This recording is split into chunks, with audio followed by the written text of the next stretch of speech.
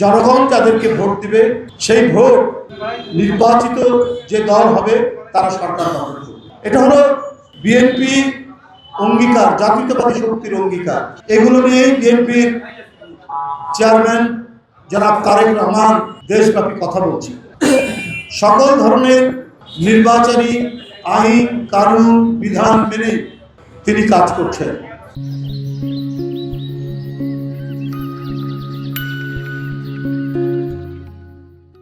তিনি যেতে চেয়েছিলেন তার নিজ গ্রামের বাড়ি বগুড়া জেলার এবং শহীদ আবু সাইদের কবরে। নির্বাচন কমিশন বলল যে আপনি গেলে অনেক লোক হবে সাথে, এতে নির্বাচনী নিয়ম এবং অন্যান্য ঝামেলা হতে পারে। তারা অনুরোধ করলো না যাওয়ার জন্য। ভারপ্রাপ্ত চেয়ারম্যান নির্বাচন কমিশনের সেই অনুরোধ রক্ষা করেছে। তারপর যেদিন নির্বাচনী প্রচারণা শুরু হয়েছে সেই দিন এদেশের অন্যতম শ্রেষ্ঠ সুফি সাধক হযরত শাহজালাল রাদিয়াল্লাহু আনহুর মাজার জিয়ারত করে, যেটি তার মাও করতেন, সেটি জিয়ারত করে তিনি নির্বাচনী প্রচারণা শুরু করলেন। সমস্ত নির্বাচনী আইন কানুন বিধিবিধান সমস্ত কিছু রক্ষা করেই তিনি কাজগুলি করছেন, নির্বাচনী প্রচারণা চালাচ্ছেন।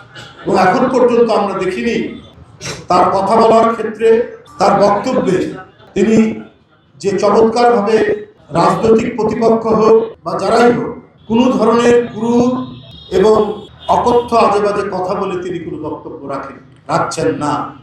এই যে ডিসেন্ট এবং শালীন বক্তব্যে দিচ্ছেন বিভিন্ন জনসভা, নির্বাচনী প্রচারণা, এটা সবাই বলছেন, সাংবাদিকরা লিখছেন, আমরা বিভিন্ন জায়গা থেকে দেখছি।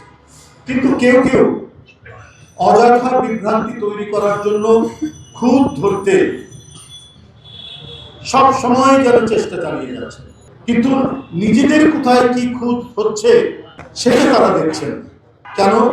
যে বাংলাদেশের জনসমর্থিত একটি বিশাল দল, তার নেতা তারেক রহমান, তাকে এক নজর দেখার জন্য রাস্তাঘাটে তো ভিড় হতেই পারে, বিশাল মানুষের সমাগম হচ্ছে, কিন্তু নির্বাচনী প্রচারণার যে নিয়ম সেটাকেই তিনি অবলম্বন করছেন, সেটাকে মেনেই তিনি কাজ করছেন। কিন্তু মিথ্যা বিভ্রান্তি যারা তৈরি করছেন অন্যান্য রাজনৈতিক দল, তাদেরকে বলবো যে আপনি আচরি ধর্ম জীবের শিক্ষা।